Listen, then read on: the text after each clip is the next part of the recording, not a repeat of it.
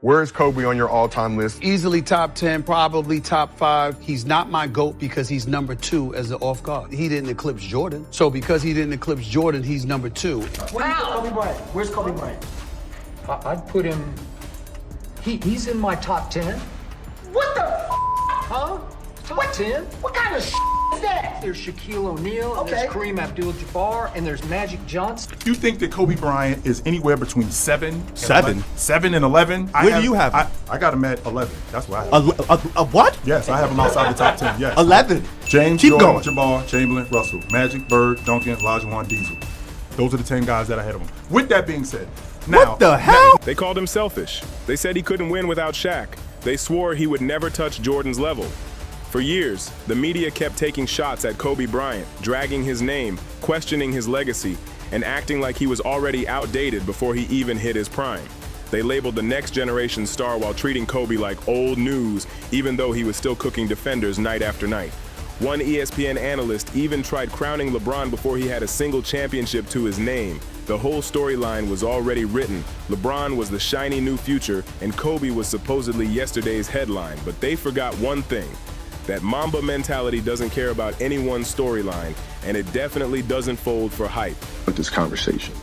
When I retire, I don't want people to say, okay, he only won because of Shaq. As unfair as that is, Magic never won without Cap, right? Michael never won without Scottie. Here I am getting stuck with this argument, which is not fair, but yet this is the argument people will make, and I'm not okay with that. So therefore I knew, okay, I gotta go. So where do you honestly put Kobe on your all-time list? Because if we're being real, the NBA isn't about the regular season trophies, the empty stats, or who racks up the cutest triple-doubles. When the pressure is suffocating, when your whole legacy is on the line, only one thing matters: rings. And once you start counting them, the numbers talk loud. Kobe Bryant, 5 rings. LeBron James, 4 rings. Simple math, right? But somehow we're still stuck in this never-ending argument like the numbers suddenly don't count anymore, and the disrespect started early too. People kept saying Kobe was just riding Shaq's wave, acting like those 3 championships meant nothing for him, painting him as some sidekick, like he was just there to pass the ball while Shaq handled business. To the question everybody wants to know, LeBron, what's your decision? In this fall, man, it's very tough. In this fall, I'm going to take my talents to South Beach and join the Miami Heat. Why? Like I said before, I feel like it's going to give me the best opportunity to win and to win for multiple years. And not only just to win in the regular season or just to win 5 games in a row or 3 games in a row.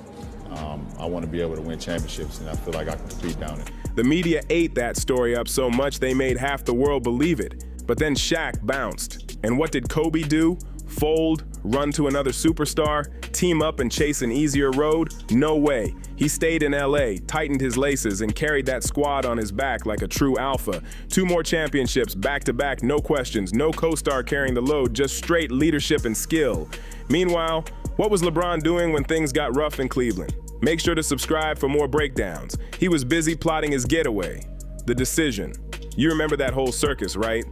An hour-long TV special just to announce he was dipping on his hometown squad, leaving Cleveland to link up with Dwyane Wade and Chris Bosh in Miami. He literally said he was taking his talents to South Beach and built what people call the modern super team. And even with that stacked lineup, he still lost his first finals run with the Heat. Kobe never needed some dramatic televised breakup with his franchise. He didn't need a team full of superstars in their prime to make him look good. He stuck with the purple and gold for 2 full decades and treated the Lakers like family every single night. Now let's really talk loyalty. Kobe stayed 20 straight seasons with one squad, through the great years, the 3-peat glory days, the injuries, the critics, even the years they couldn't make the playoffs. He wore that Lakers jersey from his first bucket to his final goodbye. That kind of loyalty in today's league, it's basically extinct. Meanwhile, LeBron, Cleveland to Miami, Miami back to Cleveland, then off to Los Angeles. As much as I like LeBron, and he's one of the greatest I've seen, why do they just brush him past Kobe Bryant? I was just about to say that. You know, because, you get these guys always say, well, Charles ain't on this list because he don't have a ring. That's fair. I accept that. But Kobe's got 5 rings, and he's the closest I've seen to Michael Jordan. Why? Because we're living in the moment. And he's got 2 more rings than LeBron. In my top 5, Kobe's number 6, LeBron is number 7. Listen, and that's no disrespect, but I'm not gonna move LeBron past Kobe. I don't think that's... And if you count the 2 Cleveland runs separately, that's 4 different chapters. Always switching teams, always searching for the smoothest path, always teaming up with loaded rosters to boost his chances at another trophy. But here's where the whole thing gets real spicy. Let's take a closer look at those championships. Kobe's 5 rings came against some of the hardest squads the NBA has ever seen. In 2000, he went through the Pacers with Reggie Miller. In 2001, he faced the Sixers with Allen Iverson going absolutely wild. In 2002, he battled the Nets with Jason Kidd running the show. And when everyone said he couldn't win without Shaq, he knocked off the Magic led by Dwight Howard in 2009. Who ever wore the purple and gold. For 20 years, he thrilled us. He made us scratch our head. What did we just see? What did we just witness? And he gave us 5 NBA championships. Then took down the Celtics' Big 3 in 2010. That 2010 finals run was pure grit and basketball heart. That one was personal. Kobe walked into Game 7 knowing the Celtics embarrassed the Lakers 2 years earlier, and he showed up ready to silence every single doubter watching that night. With the entire world locked in, he delivered like only he could. Now check out LeBron's road. His first 2 rings, Miami, with Wade and Bosh right beside him. His third, Cleveland. But only after Kyrie Irving hit the biggest shot the franchise has ever seen. What can you contribute to you guys just not quite being able to get over the hump? LeBron James. LeBron like had our number like every single year. My rookie year was like the best series that we had against him. We took him to Game 6. After that, like it was night, man. Like it was like no matter what we did, like he had a counter to that. I'm not gonna say what teammate, you know what I'm saying, but like he told the teammate what to do because the teammate turned around to the bench like, "What's the play?" Nah, you go over here. And then I gotta give him his flowers. Like same because there was a point D Wade was struggling in the series, so he was like, "Cool." Bron just elevated and took it to such a different level, bro, that it was just like there's nothing you can do. It bought D Wade time. And it just so happened D Wade, coach at the time, was at IU. He went there, got right. He came back, bro, and he was balling. Even when we were the 1 seed, Bron started hit like 7, 8 turnarounds in a row, man. Like nothing but net. Great defense. Moments like that where it's like, all right, man, like chalk it up. And his 4th came in the bubble with Anthony Davis, another superstar who was easily top 5 in the league at the time. Every single championship LeBron won came with a loaded roster behind him. That's not some random coincidence. That's a whole blueprint, a pattern, a playbook built on teaming up with other franchise players to carry the weight. Now let's switch gears. Killer mentality. This is where Kobe separated himself from everybody, including LeBron. Kobe played through injuries that would keep most players out for months. Torn ligaments in his shooting hand, he kept hooping. Fractured finger, still dropping buckets, sprained ankle, barely missed time. And the moment no basketball fan will ever forget. April 12th, 2013. Kobe tears his Achilles, one of the worst injuries in sports. And what does he do? He limps to the line, knocks down both free throws, and then calmly walks off the court like a warrior. That's not normal behavior. That's pure Mamba mentality in real time.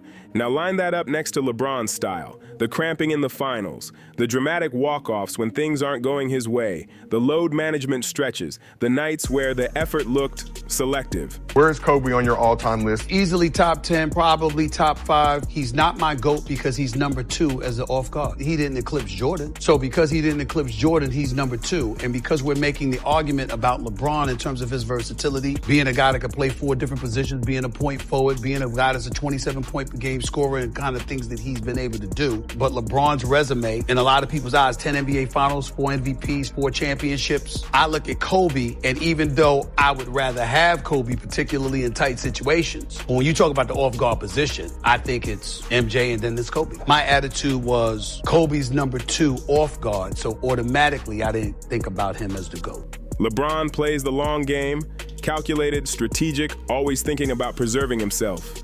Kobe, he was all heart, all instinct, and all fight, night after night. There's a reason players feared Kobe way more than they ever feared LeBron. And you don't even need to take my word for it. The players themselves spell it out loud and clear. Charles Barkley, who never sugarcoats anything, has said it over and over. He puts Kobe above LeBron because Kobe had that ruthless instinct. Barkley said Kobe wanted to rip your heart out, while LeBron just wants everyone to vibe with him. Yes, he was writhing in pain. So if you see Kobe writhing in pain, then you know it hurts. Yeah. And dislocations hurt. Yeah. And he had there's different degrees of dislocations. Mm-hmm. And if you can see my face, I really had to put a lot of traction on that bone to get it back in place. That's how dislocated it was. Mm-hmm. I put it in, and as soon as I did, you could just see that his pain went away. Anybody else would have still been in pain, but he walked right back on the court. Yeah, before I could even tape it, because I wanted to tape it, he was already gone. And that's not fan talk. That's coming from a dude who played against both and knows what real competition feels like. And check Tony Parker. He battled both legends in the playoffs and didn't blink when asked for his ranking. He said Jordan first, Kobe second, LeBron third. Think about that for a second. Parker's Spurs destroyed LeBron's Heat in 2014, completely outclassed them. Yet when it came to the toughest guy he ever had to face, Kobe still sat above LeBron on that list. That tells you everything about the energy Kobe brought, the fear he created, the aura that made defenders tighten up before the ball even crossed half court. Then you've got Meta World Peace, a man who actually played next to Kobe and won a championship with him in 2010. He kept it real and said, LeBron is not built the same. And this is coming from someone who saw Kobe's grind every single day. Watch the insane preparation, the obsession with getting better, the mentality that never shut off. When Meta says players aren't built like Kobe, he's talking mental toughness, the kind of mindset where you're willing to push through anything just to win. And Paul Pierce, another straight-up competitor who faced both of them in their prime, he doesn't even put LeBron in his top 5 all time. Clutch shooters in NBA history, who do you want taking the last shot? Definitely Ray Allen. I'll have to say, if I'm down one, probably go KD. After that, I got to put Reggie Miller in there, Jordan, and Kobe. You did not put yourself in there. No. That goes without saying. Pierce knows what it's like to battle these guys when everything is on the line. Game 7 energy, win or go home pressure, he felt the difference. Facing Kobe made you question if you even belonged out there, while facing LeBron never hit the same way. One guy made you question if you even belonged on the floor. The other made you feel like maybe, if you went all out, you had a shot.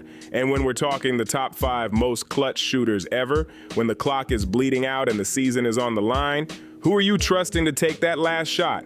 Even athletes from other sports see the difference. Max Crosby, a beast in the NFL and a huge hoops fan, literally has Kobe and Jordan tattooed on his arm, not LeBron. When they asked him why, he talked about the mindset, the obsession with greatness, the refusal to settle for anything less than elite.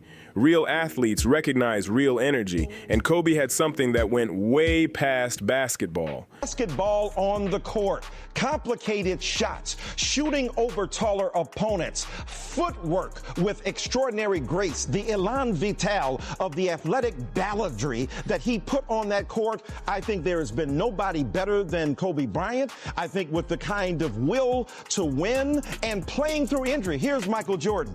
He's sick in one game, has a temperature. Scottie Pippen has to take him off the court. Oh my God, look at him. This man played with a broken finger and won a championship, had to rotate the ball off of the broken finger. I'm not denying the genius of Michael Jordan. I'm saying Kobe Bean Bryant, in my estimation, was the greatest basketball player. Studied the game, was a student of the game, worked harder than anybody else, including Jordan, to do what he did. That's why I think he's the greatest of all time. Now let's get into this clutch talk. Sure, LeBron has hit big shots, no one's denying that. He's had some huge moments, but when everything is hanging by a thread, when the crowd is losing their minds and someone has to ice the game, who do you want holding the ball? Yeah, the stats can say one thing, but the eye test, completely different story. Kobe loved those moments. He fed off them. The tougher the shot, the more confident he looked, and half the time he'd make it look easy. Think back to 2000, Game 4 of the finals. Shaq fouls out in overtime, the whole arena is tense, and people are wondering who steps up. LeBron's gonna play well, but it might not look like it did 10 years ago. We can't expect that to happen because he's 35 years old. He's not 30 years old anymore. So you think it's age? I mean, everybody gets older, you know, but you do get better. So you will see big games from LeBron, but I don't think you're going to see him flying all over the floor. Kobe steps in like it's nothing, drops 8 points in OT, and carries the Lakers to the win at just 21 years old. Or the 2006 masterpiece, when Kobe outscored the entire Mavericks squad through 3 quarters, 62-61. Who does that? That's not normal basketball. That's video game level dominance. And then the holy grail, the 81-point game. Just let that sit for a second. 81 points in a single NBA game. The second highest scoring performance in league history. LeBron's career high, 61. A full 20 points less. And it wasn't just the crazy point totals, it was how Kobe got his buckets. Nothing came easy. No cheap points, no empty minutes, no stat padding. Every shot was earned, contested, and taken from defenders who were doing everything they could to slow him down, and still couldn't stop him. But let's step back and talk team building styles. Kobe demanded greatness from everyone around him. Kobe ran and hit Pau Gasol right at the start of the Olympic game against Spain. And that guy, it was like family to him. Pau Gasol talks about Kobe Bryant like they were brothers now. And Kobe went and did that just to send the message. LeBron doesn't have that in him. LeBron is the guy flopping, not the guy running people over. And I think Kobe was greater than LeBron. He pushed teammates hard, challenged them, even got on their nerves sometimes. But it worked. Guys either leveled up or got left behind. Paul Gasol said Kobe turned him into a champion. Lamar Odom said Kobe elevated his whole game. Even role dudes like Derek Fisher and Robert Horry kept coming up clutch because Kobe set a standard they had to meet. LeBron? Whole different lane. He's the recruiter. He pulls stars together, forms stacked squads, builds super teams, and creates power rosters to lighten the load. And the work ethic? That's where the gap gets wild. Kobe's 4 a.m. workouts are legendary. His obsession with film study, his insane attention to detail, the way he chased improvement like his life depended on it. Nobody matched that energy. People still talk about how he treated the game like a craft, not a job. Get it. What was the purpose of him just showing up in street clothes? You're not going to play. I did not agree with this decision, guys. I thought LeBron in this situation was selfish. He knew he wasn't going to play. He could have did exactly what Giannis did. Show up, put the uniform on. I'm here to support you guys, but I'm not going to play. The mere fact that he got on a flight and had to fly, and he's talking about his ankle and foot discomfort, the swelling goes on when you're up in the air. I did not agree with LeBron's decision. He showed up late. If you're not going to play, give someone else an opportunity to fill that spot. I disagree with LeBron's decision. And here's another angle people don't want to bring up, the conferences. Kobe spent his entire career inside the Western Conference, which was basically a war zone. Every postseason series was a brawl. You had the Spurs dynasty, the Suns with Steve Nash, the Mavericks with Nowitzki, the Thunder with Durant and Westbrook, and a whole list of squads stacked with Hall of Famers. Just getting to the finals meant surviving a gauntlet. LeBron spent most of his prime in a weak Eastern Conference. How many times did he face playoff teams with losing records? How often was his toughest challenge just staying healthy until the finals rolled around? It was a smooth runway compared to the West battlefield. So yeah, LeBron's got the stats, the longevity, and the physical tools Kobe never had. But Kobe holds something way heavier. The rings, the respect, the fear factor, and the legacy of a guy who never chased the easy road. Instinct from as a basketball player. Because for me, I used to go on the Army base, and being the big kid, I used to have to play with the big guys. So they used to throw me around and beat me up. Where did you get your killer instinct from? Well, yeah, I think a lot of it had to do with isolation. Growing up over there and being the only African-American kid. Not being able to speak the language, I gravitated towards the game. And in that game, you find a lot of, you find solace. He never formed a super team, never jumped around the league looking for shortcuts, never switched teams just to grab a ring. He never made excuses. He just kept winning. 5 rings to 4. That's the scoreboard. But this conversation isn't just about counting trophies. It's about how those trophies were earned. It's about the grind, the bruises, the setbacks, the nights where everything felt impossible. And Kobe still found a way to rise. Kobe Bryant never cared about being liked. He didn't need everybody to get him or praise him. All he cared about was winning. And he did it again and again, against every obstacle, against every critic, with a level of intensity we might never witness again. All the creatures that you could have pulled for yourself, why that one? Because it spoke to me, the length of the snake, the accuracy of the snake, the temperament. I step on the court, that's me. I don't play around. I'm not there to be your best friend. I am there to destroy you. He wanted that assassin, that killer character. Why? Revenge. On? Just the public on, losing, grace, falling from grace, and to redeem himself. Yeah, people will argue forever. The stats will get thrown around, the debates will get loud, and fans will go back and forth until the end of time. But the ones who actually watched both careers, the ones who stayed up for the real games that mattered, the ones who understand what championship DNA looks like, they already know the truth. LeBron James is one of the greatest to ever touch a basketball, that's undeniable. But Kobe Bryant, that man is a legend in a whole different category. And legends never fade away. Hit subscribe, more fire breakdowns coming next.